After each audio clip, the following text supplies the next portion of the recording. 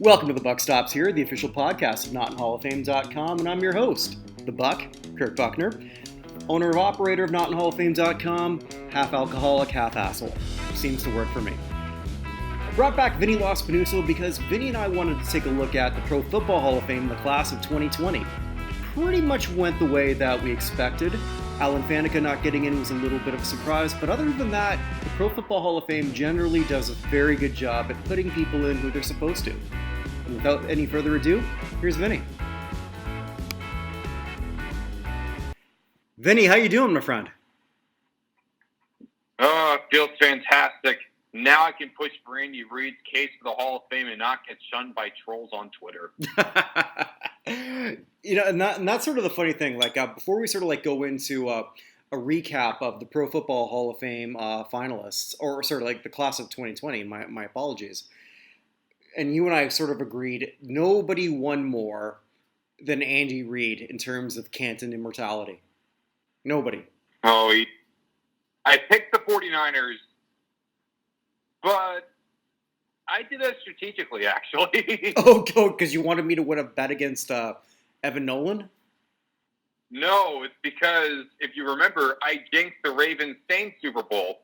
And so I wondered, hey, if I choose the Niners in this case, it would help me out. And obviously, Andy Reid has never met me, and obviously it had no impact. But it so happened everything started to line up, and what do you know? It worked out in my favor, and I'm not complaining at all. And I'm super happy for Andy Reid, and I'll just put this out there. I was cheering for the Chiefs, not half because of Reid and half when my team's out. I'm a Saints fan. I cheer for the fan base that I think wants it the most or needs it the most, which was Kansas City over San Francisco. It's not even close. So congratulations to the city of Kansas City and the state of Missouri, who's had a great 12 months with the Blues winning their first championship and the Chiefs winning their first Super Bowl in 50 years. And I think that's incredible for the Midwest. So kudos to all of you. You love your sports, and that's why I was cheering for all of you. I really was. I'm pretty sure that I wonder if St. Louis rooted for the Chiefs. I don't know. I mean, that's a very good question. If the people of St. Louis are listening here, please let us know. I'd like to know sort of how you sort of look at that. I would think so. Maybe, but it's hard to really say because, did most of them become Chiefs fans, or did they decide to become fans of, the Titans, the Bears, someone else? I don't know. Well, yes. Or maybe they still stuck with the Rams. Who knows? That could very well be. There wasn't the natural Rams-Chiefs rivalry, so I would think a lot of them would gravitate toward the Chiefs, but I don't know. People from St. Louis, please let us know. I would love to know that. But we'll get into the Pro Football Hall of Fame class of 2020, which didn't yield a lot of surprises, which is sort of typical. It usually doesn't. So was there anything that sort of stood out for you before we sort of get into the 5 men who got in? Well, I'm going to say this. Yes. Well, yes and no, a little bit. Okay. Well, none of us owe any beer.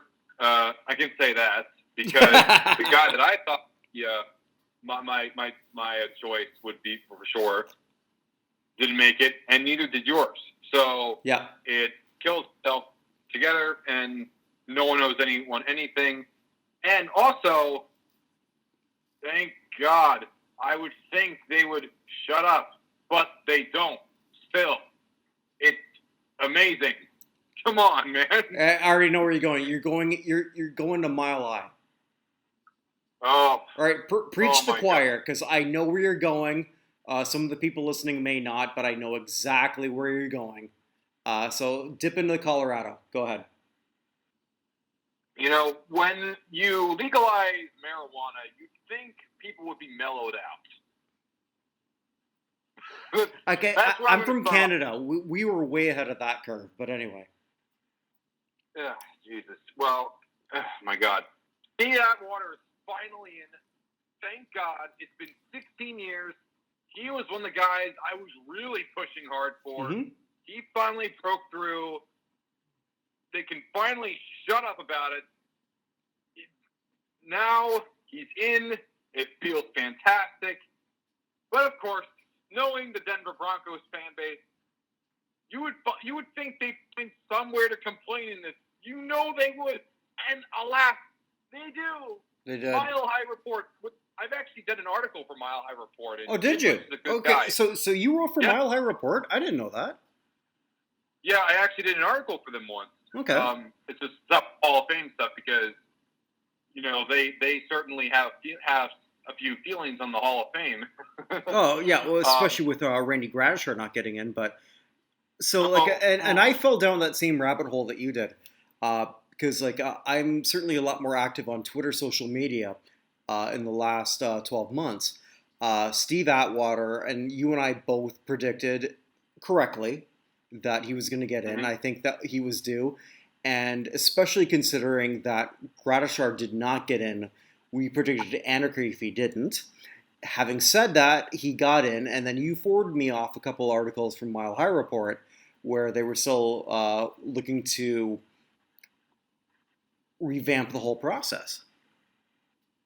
And, of course, they say they want to revamp it, but they usually don't really go into much detail as to how. Now, granted, they did, the person, Lori, forgot her name, but the name escapes me, but she's one of those people that was very, very hell-bent on this. Now, I do like the idea of historians.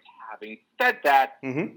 Now, granted, he also got into a spat with Jason Cole. Now, Jason Cole can be a bit of a tool online, and I can understand why. For those who don't know who Jason Cole is, explain who that is. Jason Cole is one of the voters for the Pro Football Hall of Fame, and he hates anyone from before 1990. Essentially, he hates any senior candidates. He's heavily against them, which I even said, isn't that kind of ignorant on your part? Hey, it's my opinion, dude. I'm allowed to have them. Okay, bro. which is true, he is. But it doesn't make it right. No, I'm not saying that it does. Oh, yeah. Yeah. But Atwater's in, and Denver still got upset from what you read on the Mile High Report and what I read also. Having said that, I can't think of any one of these 5 inductees that I'm happier for personally. Oh, yeah. But when it comes to that one, I know I'm going to really just jam in with the whole thing with the Mile High Report. Yeah, please do. Now, granted, Cole can be an ass. He really can be. But I also know everyone else does not feel the same way as him, because everyone else is in favor of more seniors. Mm-hmm. He's really the only exception.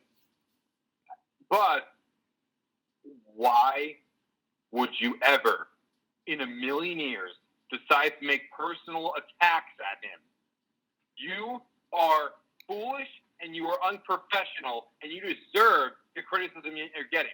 Now, granted, I understand the long frustration that you guys have had without Gradishar, without Wright, mm-hmm. without Upchurch and Mecklenburg and Reeves and Jackson and many others. And it took you forever for Atwater. And it took you a long time for Davis. And it took you massively, and everyone knows that it took a long time for Pat Bowen. We get that. We understand that. But why would you ever want to put up and run attack pieces against people? Why would you ever do that? You lose legitimacy, you lose integrity, and not only that, you have no idea how the process works. There were tons of grammatical errors. There were tons of logical errors in it. It was just a poorly written article. And John Turney from Pro Football Journal, now granted, John can be really rude online. And also, for some reason, why would you ever think that Brian Waters should get in before DeMarcus Ware? Like, that makes no sense at all. But whatever. But what I do agree with him is that why are you running attacks against us? Why?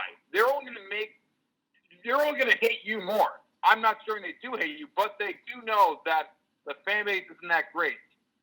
But I do think personally that it's only going to increase the already massive animosity between Mile High Report and Broncos fans and those voters. But I also say this. Why are you getting mad at the voters? Why aren't you getting mad at the board? Now, granted, you could blame the voters. Personally, I can understand that, but you got to also blame the board too. But come on, use some logic and have constructive criticism. Act not what the Hall should do for you. Act what you could do to help out the Hall. Ooh, very GFK. Man, Incredible. You feel the same. Yeah, you don't think this Canadian would have caught that reference. Nice. Yeah, but there is something to that, and class always wins over sass or ass. I don't know. Mm-hmm. But there is something to that. But look, moving on, though, Atwater was the one I'm personally happiest about. I think you also. And it sort of segues into Isaac Bruce. I'm so happy he got in, especially because of the wide receiver glut that's coming. And selfishly, I think this will help Torrey Holt. Well, of course it's going to help Torrey Holt. And as for me, as someone who follows very, very closely the Isaac Bruce for Hall of Fame account, Atwater and Bruce were the two that I really wanted because one was because I wanted a fan base to calm down and, get a good gift that they wanted. And as for the other one, I saw someone from St. Louis, the guy that runs the Twitter page. I saw a guy that knew, hey, when you finish second all time in receiving yards, it means you finished second all time in receiving yards. What do you know? And knowing that the team has left the city for several years, and also knowing that Torrey Holt's here as well, you got to put in Bruce. And he contacted some of the voters. And he pushed very hard on social media. He also, now granted, the fan vote doesn't mean anything, but he made a bit of noise, quality noise. And surprisingly, the Rams fans weren't rude at all. They were surprisingly pretty mellow. Mm-hmm. Yeah. Now, granted, you could say there's a lot of Rams fans, but there were actually a lot of people pushing for Isaac Bruce. There were a lot of people who wanted Isaac Bruce in. Yeah, no, definitely. And I'm myself being personally one of them. I'm super happy for Bruce, selfishly because I think he deserves to be in, and him getting in sort of helps Torrey Holt, who also deserves to be in. But we'll get to some more for Torrey before we're done. But as for Isaac Bruce making, now you could say, oh, Holt had a better stretch of his career than Bruce. Yeah, but at the same time, Bruce was on the ballot longer as a finalist, and you need to get rid of these finalists. And, what I also liked about the Isaac Bruce page is that Howard Balzell, the guy from St. Louis that pushed for him as a voter, he was so polite, and he was willing to help people out. And I was very happy. I said, thank you so much for making his dream come true. And the guy, Isaac Bruce for the Hall of Fame, said, no, Vinny, thank you for helping me along. I said, no, you were the one that made the account. And then Howard said, that, any time, and I also said to him, and keep this in mind, please, put this, in big, bold letters. I said to him how some of the voters were getting a little bit frustrated with the incoming first-year eligibles, like Manning, and Woodson, and then afterwards with Ware, and then with Revis, and then with Thomas, and then with Peppers, and with Gronkowski, and then with Gates. There's going to be a lot of first-ballot guys, and some of the voters have been a little bit frustrated that in the last several years, there have been more first-ballot guys coming in. And as much as they're happy for them, they also don't want just the first-ballot guys to overshadow all the guys that have been on the ballot longer. So I said, hey, maybe, you guys could talk about an increase of the moderns. And then Howard said, how about this? Maybe you could just let the guys that are no doubt locks get in without a vote, and let just the regular other five get in. For instance, Palomaro got in. Let's say Palomaro got in without any votes. Meanwhile, you just allow Zach Thomas to slide in as that other fifth spot. That sounds like a pretty good idea. I like that idea. Good job, Howard. I really like your idea. All right, so Vinny, you're talking to the guy who, and let's just backtrack a bit. On Twitter was the Isaac Bruce for Hall of Fame. Obviously, he's Yeah. certainly happy for that, and I follow him too. But I haven't followed him at the same degree that you have. What is his take now, or have you seen that? Oh, like I said, he spoke to Howard about it, and he said, "Thank you so much, Howard, for everything." And the Isaac Bruce one page, like I told you on this, like he told me that, "Thank you so much, Vinny, for helping me out." I said, "No, dude, thank you. You made the page. You were the Does one that made it possible." And he said, does he "Don't hurt have Howard." someone that is he looking at Torrey Holt next, or is he just Yeah, gonna sort of like retire at this point? but no, he's looking at Torrey Holt next. And as for other Rams, he's also looking at Kenny Washington, Tank Younger, and Roman Gabriel. Okay, so he's a diehard Rams fan. Okay, all right. So that's Yeah. sort of like, will he be changing his Twitter handle, or do we know? Well, not right now, but he will change to Holt for Cam. Okay, all right. So the one I want your opinion on, Steve Hutchinson got in. Selfishly, I thought Faneca should have got that spot. I thought Faneca should have got that spot, but last year over Kevin Malway. Like, what are your thoughts on that? And it's like, I like Malway and I like Hutchinson for the Hall of Fame, but am I missing something here? Are those two better than Faneca? The reason I thought Mawai made it last year over Hudson, Faneca, and Selly was simply because Baselli still had the stuff with the career, and Faneca and Hutchinson canceled each other out, so that allowed Mawai to slide in right here. But this year, Hutchinson did not play for the Steelers, and the Steelers did not have. Right.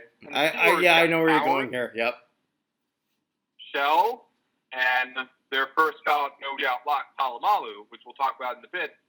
So having four Steelers in, of course, you'll see people that say, "Oh, Steelers bias is Dwayne Hall." You will get the people from Mile High Report saying that, which is foolish. And so they said, "You know what? We're not going to have that." And Faneca, for sure, will probably make it next year, I hope. And that allowed Hutchinson, who actually was a pretty high riser compared to Faneca, just make that spot and make the third spot as one of the five modern finalists. Yeah, I think you're onto something in terms of. It's kind of funny. We talk about like a bias against other teams. I think that the fact that Faneca was with the Steelers, which, if we want to consider that a super team, actually worked against him. Mm-hmm. Yeah. So the fourth guy who got in, Edgerrin James, not a lot of shock there. He just felt due. Would you agree with that? Yeah. Now, personally, I thought it would either be Bruce or James. I didn't think you'd get both of them, but at the same time, I can understand why, because James was top 10 this year. Bruce had a lot of momentum with the fact that the wide receivers were coming in, and like I said, Faneca had the stuff with the Steelers. With Baselli, you still have the stuff with the longevity. So when you're looking at it that way, it's not really much of a surprise that Edgerrin James made it. And not only that, you have Peyton Manning coming next year, and probably. You saying probably? No, let me say Manning's coming next year, so obviously he's going to overshadow his teammates. Yeah, as he should. So that actually, that certainly helped Edge indirectly, because if he didn't get in this year, he was going to have to maybe possibly wait another year. Because I do think that they look at team bias. Because again, they shouldn't. But at the end of the day, you're looking at people who are thinking like people. We have our biases. Indirectly, that means we also have our sort of our belief that we have to protect those anti-biases, if that makes sense, which might have hurt Faneca. Well, yeah. I mean, with Faneca, I think it's because they know that if Faneca made it, people would get pissed off.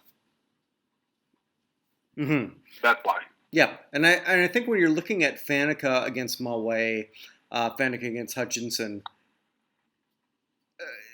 I personally put Faneca over the other two, but it's not like it's that big a gap.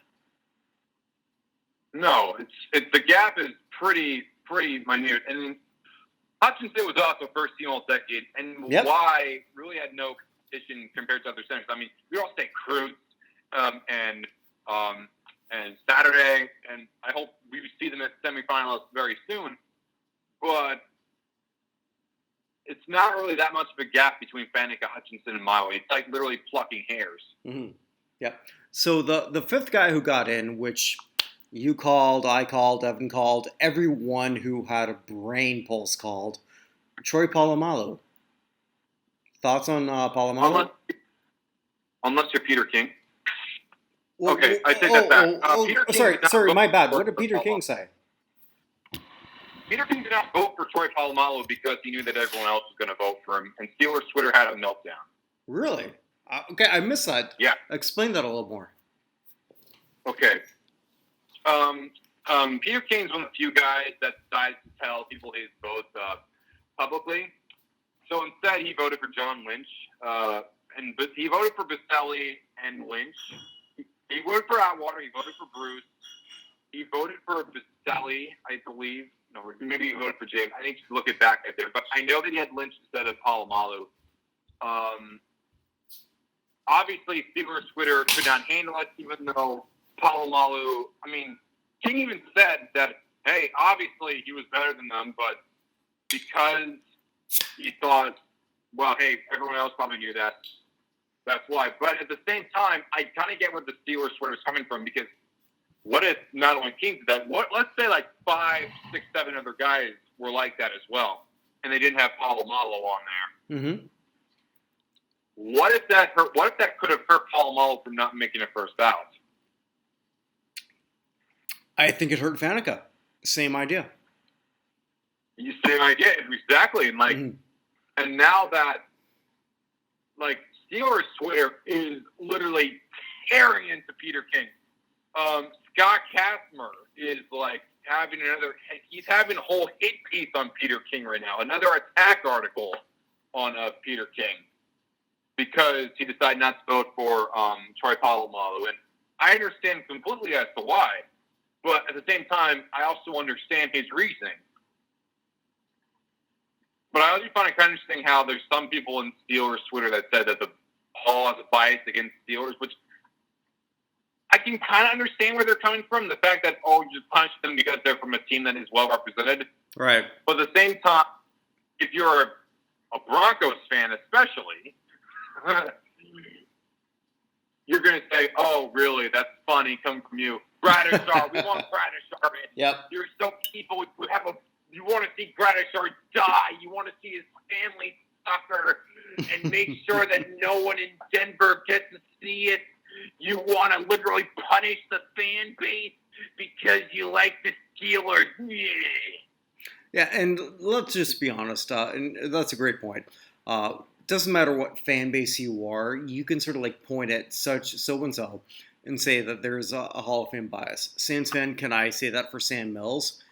Well, if I want to be unobjective, I could. It's I have no idea. Everyone is biased against every team, it seems like. Everyone hates every team. Everyone loves every team. Everyone pays off every referee. And I don't know. I don't know anymore. Honestly, this is why bigger classes are needed. Well, it's also why I drink, but that's also reason number 82 why I drink. The first 81, we don't want to go there.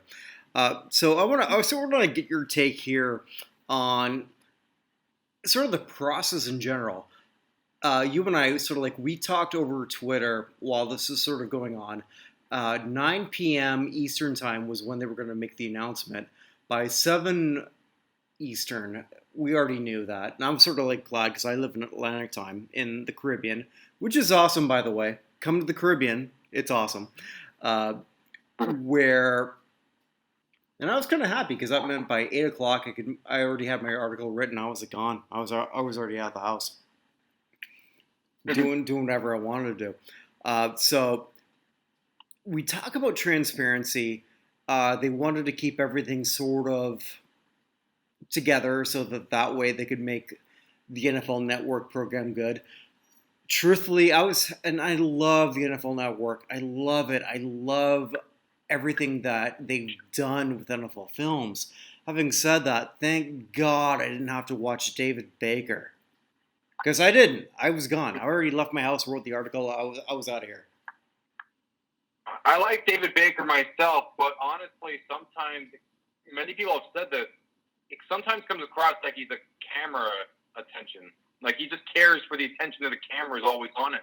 I mean, that could just be just me looking at it from face value, but that's what it sometimes seems like. He always is trying to get the cameras by him. And to be fair, I can kind of see where he's coming from, but a lot of people, especially if you're a Broncos fan or a Raiders fan or like those other fan bases that talk about it a lot in like the Storm comment sections, have an issue with it. And like, I mean, people want transparency. Now, granted, you could say, oh, with more transparency could lead to more harassment. Well, true. Yeah, but very true. At the same time, a lot of these sports writers always want people to be accountable, but you also need to make yourself accountable, especially if you are in that profession, especially right now. And I'm saying this as someone who is a sports journalist at major, I'm also aware that the reputation of sports journalists, some of it's self-inflicted, some of it a little bit overblown, is not very good. It is not good. It is certainly not good. Okay, so let me stop you here, there, Vinny, because and I think that's a great point, because you are a future journalist in terms of the NFL. That's your passion. That's what you're studying. Selfishly, when I'm watching all of this sort of transpire, I was sort of like glad that social media sort of like took over, so I didn't have to go through that. What is your take as someone who might be employed by the NFL Network or by an NFL team? Like what do you think of that? What do you mean? What do I think of it? Okay, so what do you think of how it sort of like got out initially? I'm fine with that. I don't really care. Okay. I personally don't care. I'm someone who's very, very transparent in terms of like vote totals. I mean, I'll tell you what I want. I'll tell you what I'm not as big as. I'm usually much more open compared to most people. I'm definitely one that isn't one that's just going to want his favorite player from his favorite team, and is someone that's very, very open and broad with people from all over the place. I can tell you that right now. I don't care. Okay, no, fair enough. I just wanted to sort of ask that.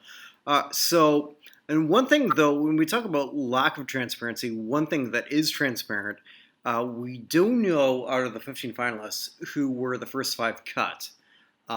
Any shocks here? It was Butler, Holt, Mills, Wayne, and Young.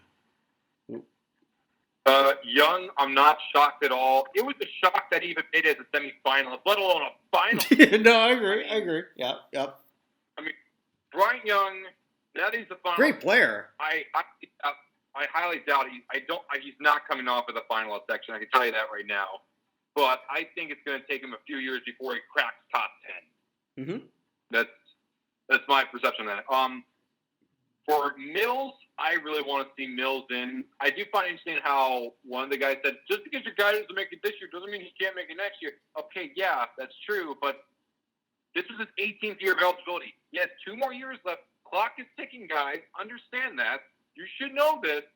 Mills' family wants it, and so are 2 big fan bases down south that meant a lot to their team, and as well as people that love the USFL. Come on, guys.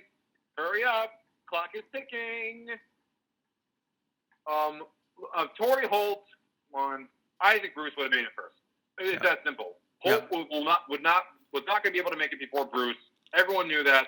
And now that Bruce is in, Holt is probably going to be next.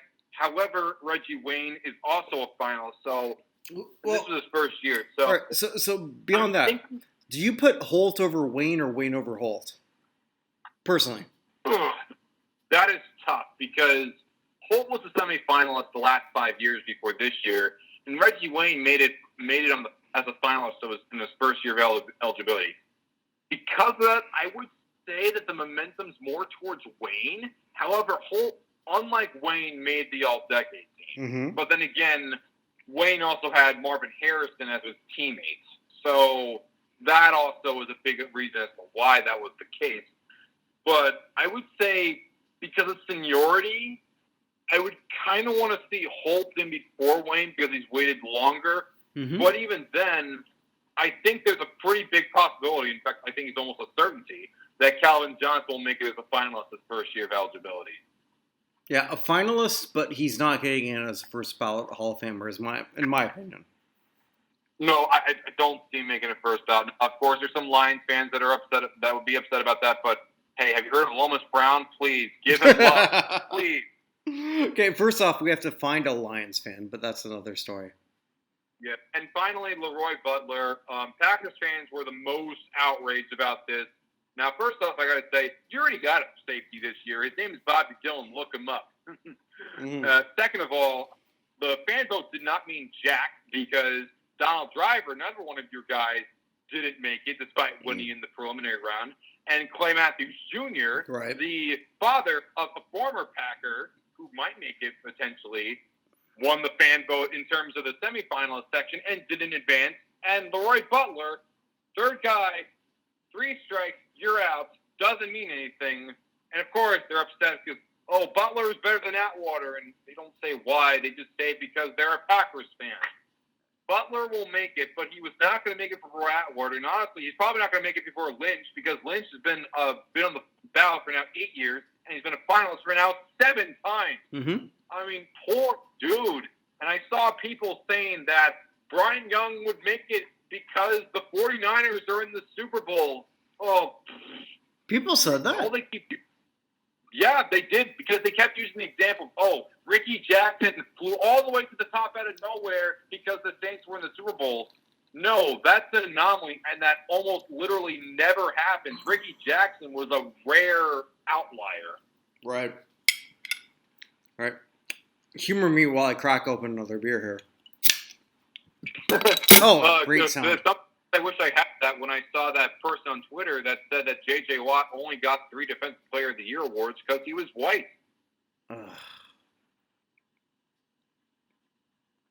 Awful. Sure, it has nothing to do with the fact that he's a great player. I'm sure it only has to do with the fact that he's white. Yeah, you sent that off to me. Like, that just drove me up the wall. But again, I'm not going to sort of respond to someone with 5 followers. You know. Yeah. So yeah, exactly. I think Butler's going to get in at that point.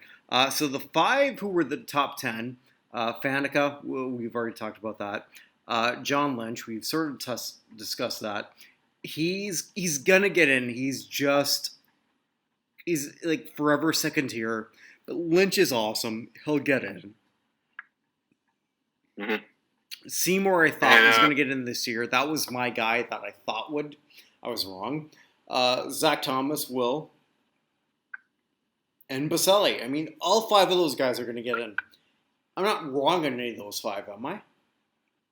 No, I think all 5 of these will make it. Now, I'll go through each one. Let's start with, the one we already talked about, Alan Faneca.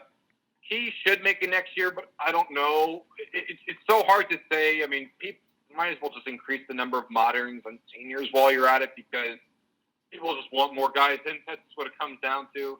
They don't care. They could say watered down all they want, but they don't care as long as their guy is one of those people. It's that simple. Yeah. For Faneca, I mean, he's deserving clearly, and there's not much I could say. Faneca is one of my most wanted. John Lynch, we also mentioned him.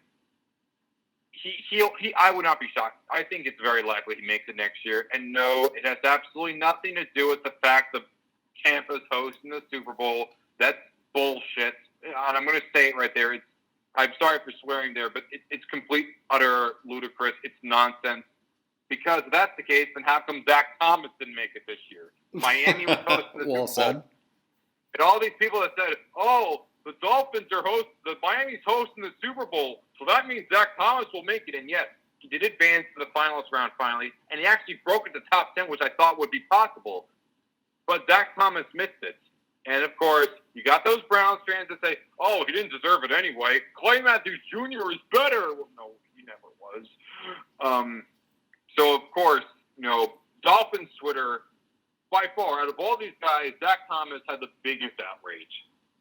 And I completely understand why, because it took him this long to make it as a finalist, and he didn't make it. And he said, "Oh, it'll be perfect timing because it's in Miami." But they should have taken into consideration that Bruce and James are from Miami.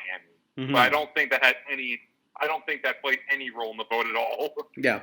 And, like, overall, like, the 5 people who got in, it's not that big a shock. I'm happy for all of them. I'm happy for this entire class. The Pro Football Hall of Fame has done a fantastic job. And finally, the last two. The two that, you thought, the one that you thought would make it, Richard Seymour. Yeah, I did have him as a final. I did have him in, yeah, I did. Yeah, I did think he'd break it into top 10, but I'm not shocked at all that he didn't advance further. And as for the guy that I thought would make it, this is what Twitter went crazy over as much as Thomas. Tony Baselli, because this is his 4th time as a finalist, 13th eligibility, and he didn't make it. And you had Mike Sandos said, "Oh, he's trending in the right direction. Things are good." Trending in the right direction, you say? He's been cut from the top 10 to the top 5 the last 3 years, now the 4th. If that's moving in the right direction, if that's a progress, I'd like to know what stagnation is. Well, is there a Jags Nation? I didn't know that existed. No, I don't know. It's like people were annoyed with Tony Baselli because Baselli, like, people want Baselli, and that caused a lot of outrage. I would not be shocked if Baselli was the last guy cut, him or Thomas. I would not be shocked at all. Probably was one of those two, so I wouldn't be shocked if either of those two make it next year, and they should. But there is a lot of demand. Like, again, I say this again, increase the number of moderns in general. I mean, just people in general, regardless, because you're seeing more and more situations. Now, granted, it could just be Twitter being Twitter, but it just feels like in general, people get more outraged over this stuff of being snubbed, like the All-Star snub when Devin Booker and Bradley Beal didn't make it. Or I was upset over Booker. I'll say that. And even with, like, because all this stuff, people care about legacies of players. In fact, I would argue that the base of Baselli handled it poorly. Baselli himself handled it fine, but Baselli's base handled it very, very poorly. Like, a lot of the bases care far more. I mean, I would honestly argue that the bases care more than the voters, because I'm not saying there aren't voters that care. I do think that many of the voters do care, but again, when it comes to a lot of these situations, the base is far more passionate and shows a lot more emotion and more demand than the people that make the decision. No, and that's very true. So let's move on. There's a couple of things I want to ask you about that are not exactly related to the Pro Football Hall of Fame. Pete Rose is petitioning to be eligible for, to be reinstated, and the whole point is for him to be a Hall of Famer. What do you think? Pete. Nice. Pete. I'm with you all the way, man. I am cheering for you harder than I did the Chiefs for Andy Reid. Hey, listen, you can tell what's up with the Astros, but they did sign him in the past. You didn't want to change. Hell, Will Clark, one of my most fun guys, not for baseball, even said, "Hey, people change the signs if they knew they were doing that." I mean, you could use some common sense. The Dodgers didn't do it. The Yankees didn't do it. And, of course, both of those fan bases are going crazy over it. And, like, it's literally a crime against humanity. And now you've seen people that have done literally worse things, like Ty Cobb, Cap Anthony. Those people were don't get me started on Ty Cobb. But that's okay. We can not to talk me. about all our character clauses. We can talk about all our character clause stuff. But no, we're just going to use that to literally weaponize people that weren't friendly to us. But instead, Pete Rose, I feel so bad for the guy. Like, it's so crazy. Like, with baseball right now, I looked on Twitter. Like, 90% of people want Pete Rose in. And the only people that don't are, like, those old, crusty guys that I can never forgive Pete Rose. The integrity is gambling. Okay. Oh, I'm happy that the people called him out on that because, yeah, Pete Rose he served his time. There's people that have done far worse things, but Pete Rose is still being punished. Hell, I'm for Joe Jackson, too. Both of them. People want Joe Jackson, and they especially want Pete Rosen. And it's also not a good look when those two get far more respect from baseball Twitter and baseball fans than Rob Manfred. I mean, it's never a good sign for the sport when that's the case. Yeah. No, though, in defense of Pete Rose, or just putting another context on it, I had the privilege of interviewing Pete Rose for the website, and Rose himself said, had it not been for the controversy, he wouldn't be as famous as he is now. And if you think about it, he's probably right. He recognized that he did something wrong, but when he's bringing up the whole thing with the Astros, especially when you have Carlos Beltran coming up, I get where he's coming from. Like, what do you think? I'm for Pete Rose all the way. I want Pete Rose. I would argue that I want Pete Rose in the Baseball Hall of Fame more than I want any player for the Football Hall of Fame. That's how much I support Pete Rose. Would you have said that if Slater didn't get in?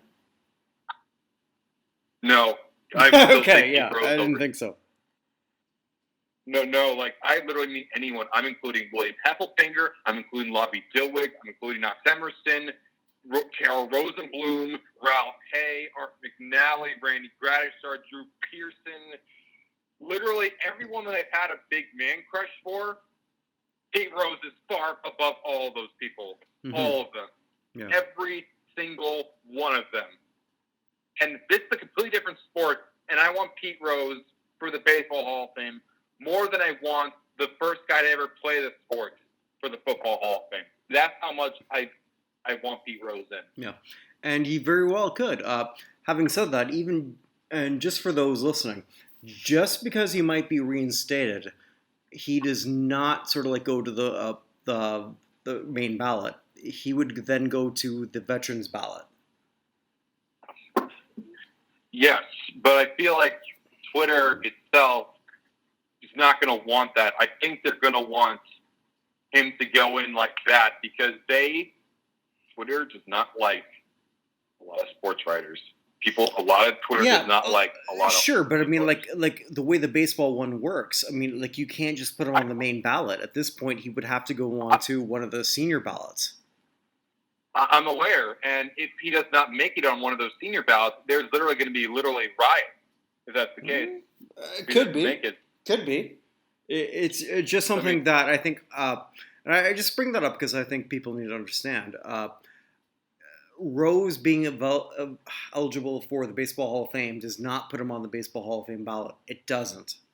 It just makes him eligible for a future veterans ballot. That I just want to bring that up. That's all.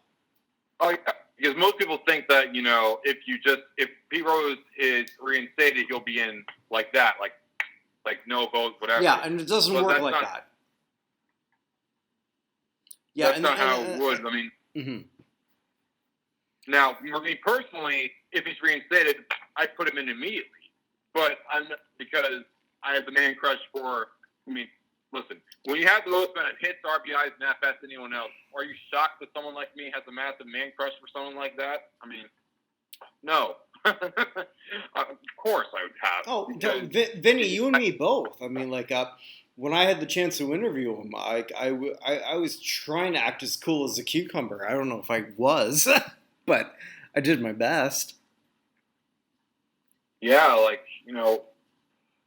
there's no one for baseball I feel more sorry for than Pete Rose. Yeah, but though, I feel so... Pete doesn't feel sorry for Pete because he does recognize that the whole controversy makes him more relevant than he would have been. Oh yeah, I'm aware, but he also wants to be in the Baseball Hall of Fame. He does. He does want that very badly. Well, at the same time, if once he makes it, he'll still have that. He'll still be very well known. Mm-hmm. I mean, maybe not much, but you would still have a long-term impact. And even then, to be fair, you would still have a massive amount of like well-known and popularity because, well, more hits than anyone is more hits than anyone. It's that simple. And like I'm rooting so again. I keep saying I'm rooting hard and hard.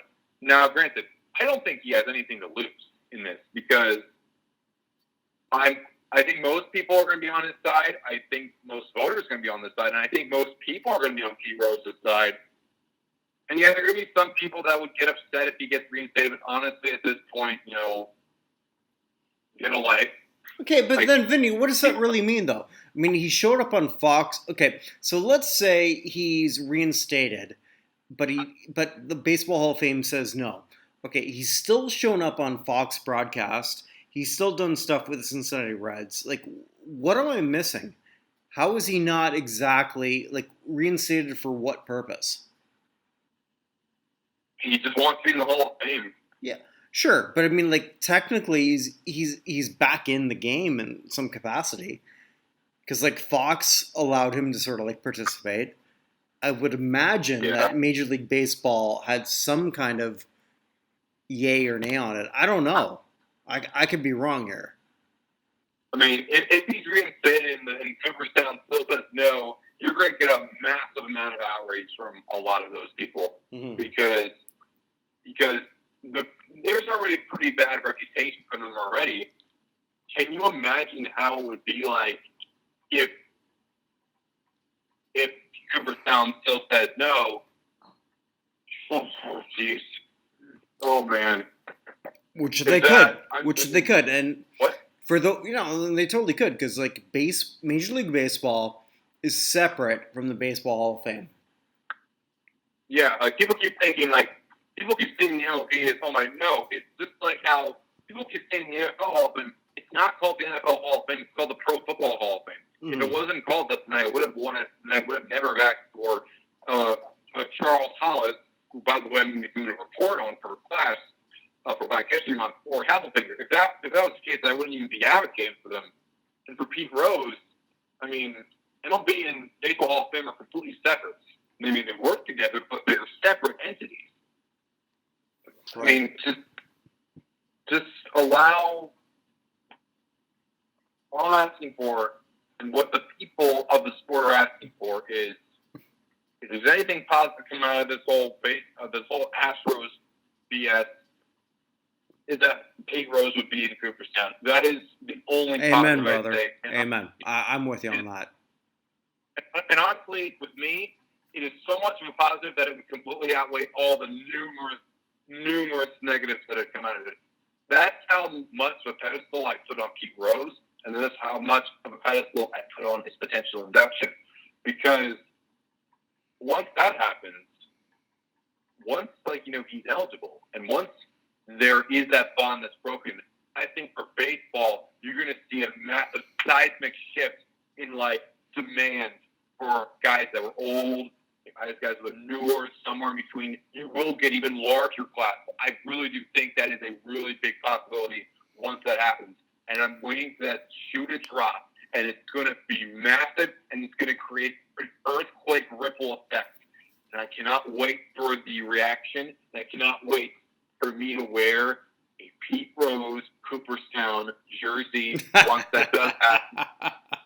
I will get it if it happens. I will, in fact, get it if it happens. And I will be pulling for Joe Jackson even more. You and me both, brother. Anything you want to leave any other comments before we leave? With football, I would say, I would say that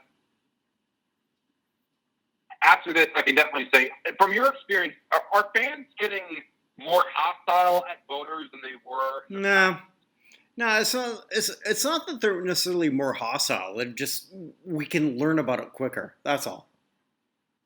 Well, learn about the voters or learn about the fans? Both. Obviously, we all know how the Broncos fans are, the Raiders fans are, the Browns fans are, and whatnot. And, I did also mention that I am doing a paper on Charles Hollis. For those who don't know, Charles Hollis was the very first African American to play professional football. he's 1C for me. I'm going to treat this report as a quasi Hall of Fame case, and I'm going to try to see if I even asked Ken which guy I should do it on. He said do it on him, and I'm going to see if maybe if it does well, I'm going to try to say, hey, maybe you can make this as a case, put him in the Hall of Very Good, and maybe we could try to push this happening for the future, because this could really help Ken out, this could really help me out, and this could really help you out. What do you think of that? Love it. Love everything about it. Because it helps me for school. It helps me for a resume. It also helps you for more attention. It also helps you for showing all the historical stuff. And it's good for Ken, too, because, hey, I'm basically doing his work for him. And I'm also doing a service for some of the voters now, granted. Let's hope to God they listen. And if they don't, we'll try to just drill it in their heads. But other than that, I am happy about that, and I'm going to push hard for Charles Hollis. I would also say that I'm very happy for the entire class of 2020, which I'm going to say in alphabetical order: Steve Atwater, Isaac Bruce, Harold Carmichael, Jimbo Covert, Bill Cower, Bobby Dillon, Cliff Harris, Winston Hill, Steve Hutchinson, Edgerrin James, Jimmy Johnson, the coach, Alex Karras, Troy Polamalu, Steve Stadel, Donnie Shell, Duke Slater, Max Speedy, Ed Sprinkle, Paul Tagliabue, and George Young. Congratulations to the class of 2020, and I am pushing hard for more modern. I'm pushing hard for more seniors. I'm pushing hard for that coach section, and I'm pushing hard for more contributors, and especially their name is Ralph Hay, Mark McGowan. You can never, ever leave those out. And I hope for large class, well, maybe not as this size, but decently larger class in the future. And even though all the entire stuff with the class of 2020 is a wrap, we put a bow on it, I want to know, what do you think we might have in store for the future between you and me? Well, I don't know what's going to happen in the future. I know what I hope will happen. I hope that in terms of senior candidates, we're going to look at something more than 2 nominees. I'm hoping at least double that, because there's still a lot of people who are left behind. That's what I'm hoping for. As to what I think will, honestly, buddy, I don't know. No, not that. I meant between you and me. What do you mean? I mean, after this, what's next for us? I'm still in the process of doing some of the senior and contributor and coach stuff. Okay. I hear you. Because you're working on a massive project for us, looking at all the contributors for that, and I think we've got a giant show just for that.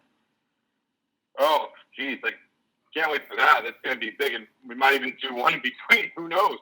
Who knows what the future holds? I mean, I can't believe it's been a whole year doing this. So wow, it's pretty crazy. This has been really just a crazy ride.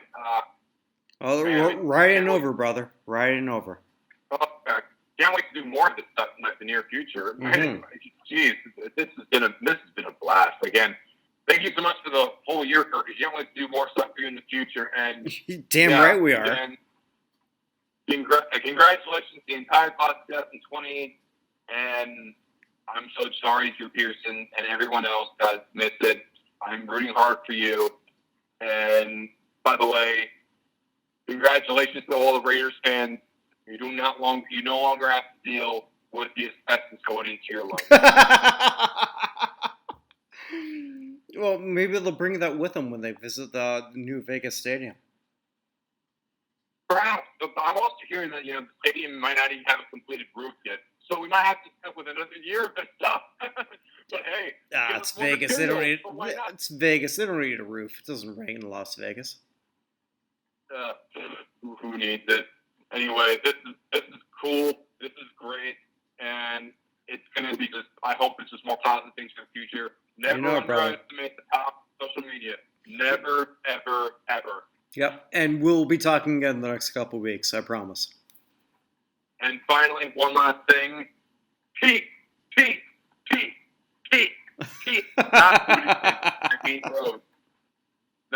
Fitch. I'm Navy Rose. I'm Mark for Pete Rose.